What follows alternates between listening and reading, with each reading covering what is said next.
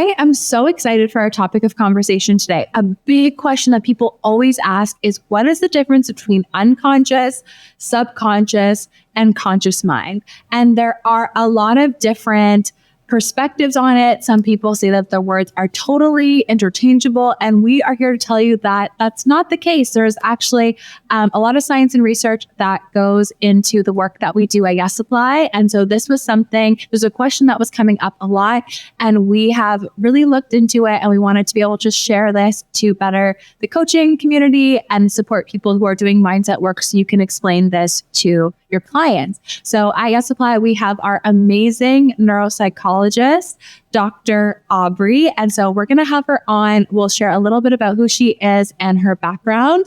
And she's going to dive into what is the difference between the unconscious, the subconscious, and the conscious mind. And I just want to let you know that if you join the Yes Supply Method coaching certification, you actually get access to not only a monthly call with me, but also a monthly call with Aubry. So you can talk about any of the intricacies of working with these tools and all the science and research that goes into them, because she does our research here as well. So I will turn it over to you, Aubry, and ask you, what is the difference between the unconscious, the subconscious, and the conscious mind?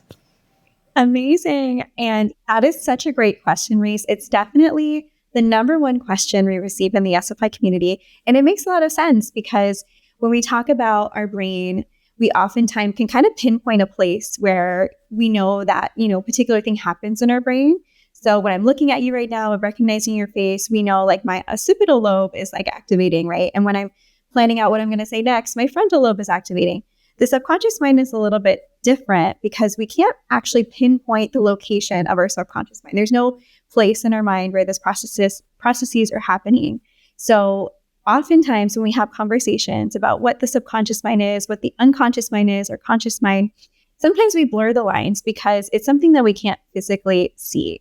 But from the perspective of neuropsychology, there actually is a distinction between these levels. So let's think about for a minute the deepest level of these, which I would argue is the unconscious mind. So the unconscious mind refers to information that technically cannot be retrieved by normal, things that we would use in the SFI method. So for example, hypnosis or NEE. These are pieces of information or memories, if you will, that can lie a little bit deeper in our body and actually not even in our mind. So sometimes these memories can actually lie within our cells. And it technically is a form of memory, because our body is taking in information from the environment and remembering that and doing something as a result. So for example, cellular regeneration, or, think of the field of epigenetics. If our environment unlocks something within our genetic sequence, it can alter, it can alter our DNA for future generations. And so these kinds of things, these changes that occur, are technically a kind of memory that's held within a level even deeper than the mind. And of course, it affects the processes of our mind. So I'd say that that's a really good way to kind of think of the unconscious mind, as it's like the biggest umbrella, right? So if you had sort of like 3 different size umbrellas, it would be the biggest that kind of fits everything else within it, because it encapsulates not just our mind, but things that happen in the rest of our body, where memories can be stored and information can be stored and recalled later.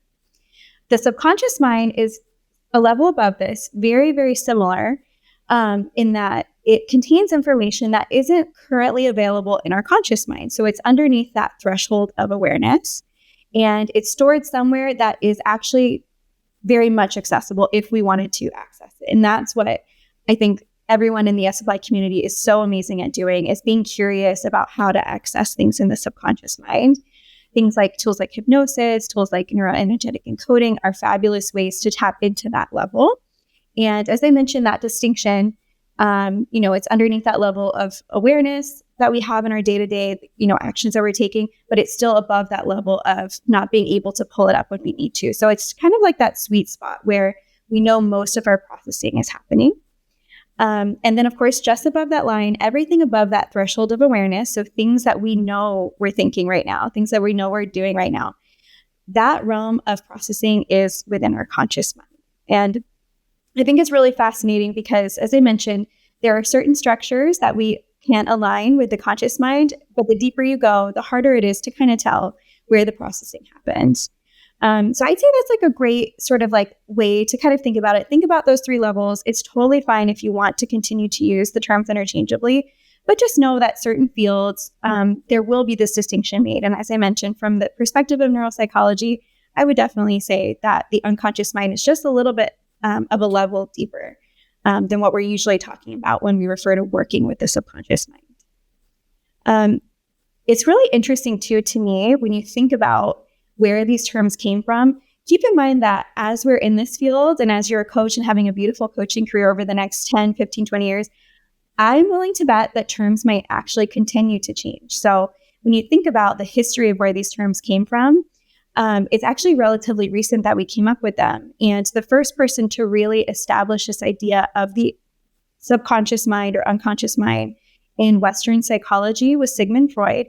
And he actually called it the preconscious mind. And so that's a term we don't even use anymore. So just to give you an example, I imagine that as research continues and we learn a little bit more about the software of our mind and even the hardware of our bodies and our brains, we're probably going to come up with new terms as we go. So feel free to just keep up with the research. That's what I always suggest doing. And keep in mind that these terms exist. They're pretty malleable, but they're referring to these very real distinctions that we know more and more about every single day. I'd say another bit of advice that I would give is if you're interested in this question and you're really thinking about it deeply and thinking ahead as well, know that actually right now in the field of neuropsychology, we're kind of on a cusp where we're starting to reconsider the role of the brain in human evolution and the role of things like our emotions. And when we get a deeper understanding of what that means, we'll have a really good sense of why it is the subconscious and the unconscious drive our lives so very much. One of the theories that's kind of gaining traction right now is by a modern researcher named Lisa Feldman Barrett. She studies the evolution of emotions in humans. And she and her work suggests that our brain is actually designed mostly for keeping homeostasis within our body. And technically something called allostasis, which means predicting homeostasis in the future. So it prepares our body to maintain balance. And I think it's very beautiful because as coaches and thought leaders in the personal development space, it's really going to be up to us to kind of draw the line between what that means for everyday life and for reaching our goals. For me, what that says is that there's probably an evolutionary reason why our genes and our brain and every level of our bodies and our processing are designed to help us achieve goals. And I think more and more we're going to understand through the research that it's really important to ensure that you set the goals that you truly do want in life because your body is truly hardwired. We know more every single day about the how and the why behind this from the science, but our body is really hardwired to reach whatever those goals are and to thrive in whatever conditions we're placed in front of. And I think that's very much related to this idea of understanding, the reason why we have these different levels of processing and why so much of what we do on the day-to-day is completely below our level of awareness. So I'm super interested in this, topic. I know so many people in our community are.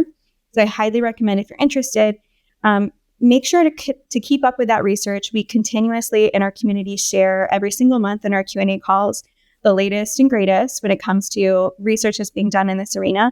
But more and more, we're finding out that not only do we know less than we thought we did about the subconscious and the unconscious, that's totally fine if we interchange those terms all the time, but we're finding more and more that really is such a big part of our life as a human. And so it's really a fascinating area of work. And so I love when this question comes up.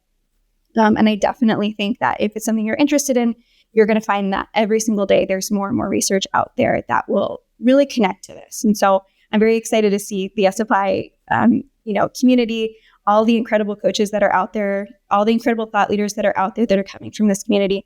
Feel free to take this information and really make it your own. Understand how it works in the real world and bring those conversations into the scientific community whenever you can. So I love having these chats. And yeah. I love that. That's amazing. So our conscious mind is what we're consciously aware of as we're moving through our day.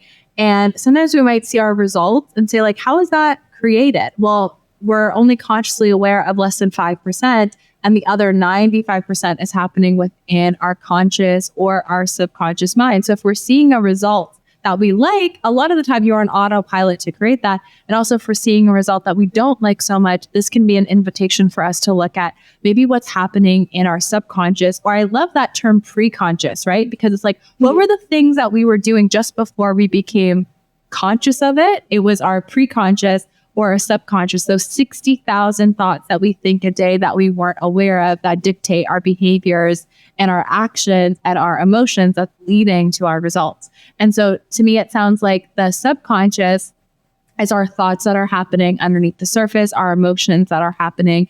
And then the unconscious has a lot more to do with our bodily functions. So our cellular regeneration and perhaps keeping homeostasis, our body temperature and everything like that, that we're not typically saying, okay, subconscious, make me 5 degrees warmer or colder or whatever it is.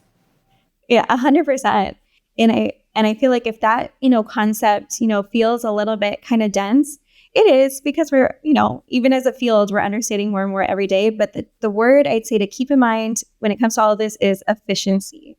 So we know, for example, even when we're babies, from the moment that we're born, we're already being very efficient in all of the, sensory information we're taking in.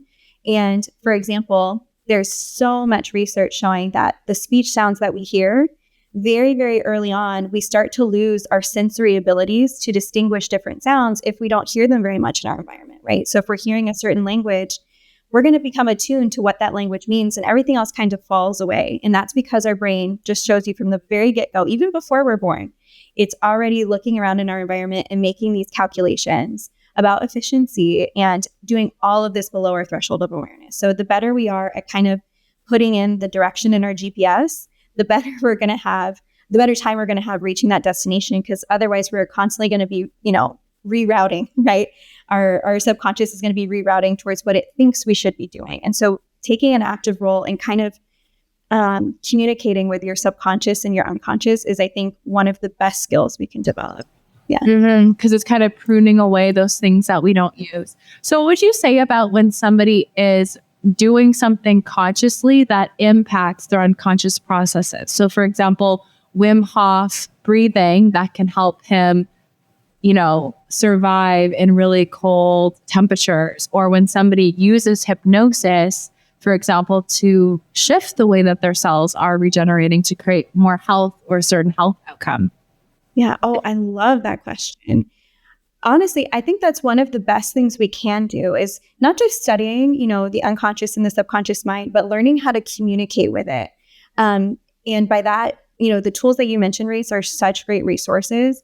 There's so many more within the SFI community that we teach where you can really get a sense of the language of the subconscious. It's a true, real thing. The language of, other parts of our body, the language of our nervous system. When we start to learn the patterns that our body goes through as it's making these efficient decisions, we can start to say, you know what? I know what my body's going to do. I have a sense. I'm going to go ahead and try to give it a new goal to work towards. I'm going to work with its patterning, right?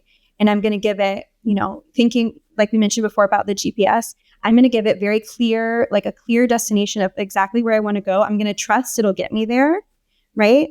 But I'm going to make sure that I am doing everything I can to input that information. And so there's so many ways to do that. And the ones that you mentioned are great tools. Yeah. I love that. Amazing. Yeah. So for anyone who's watching, who's thinking, I want to understand the language of my subconscious mind, I want to change my life. Maybe you want to make more money. Maybe you want to hit a certain health or weight loss goal. Maybe you want better relationships in your life. And something that's happening in your subconscious isn't allowing you to have those fulfilling relationships or outcomes that you want.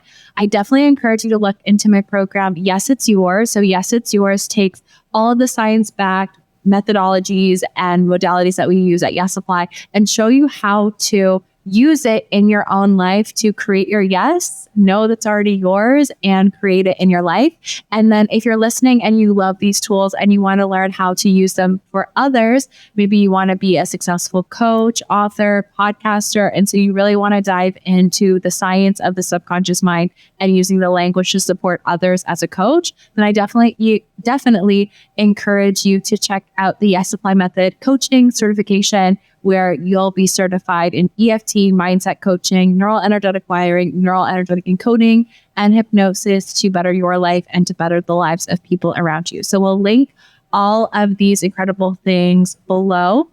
And thank you so much for watching. We'll also link in the afterwards of this some other videos where you can learn more about the tools that we teach. Any last things that you want to share, Aubry?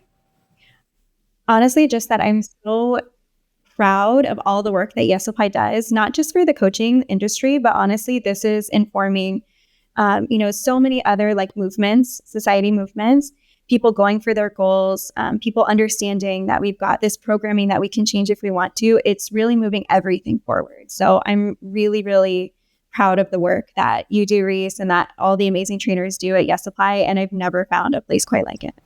Oh, thank you so much. Well, so great chatting with you, and you always bring the best information. So thank you so much. And yeah, reach out to us if you have any questions, if you want to join us inside and work closer with Aubry and myself and our amazing team. Talk soon. Bye.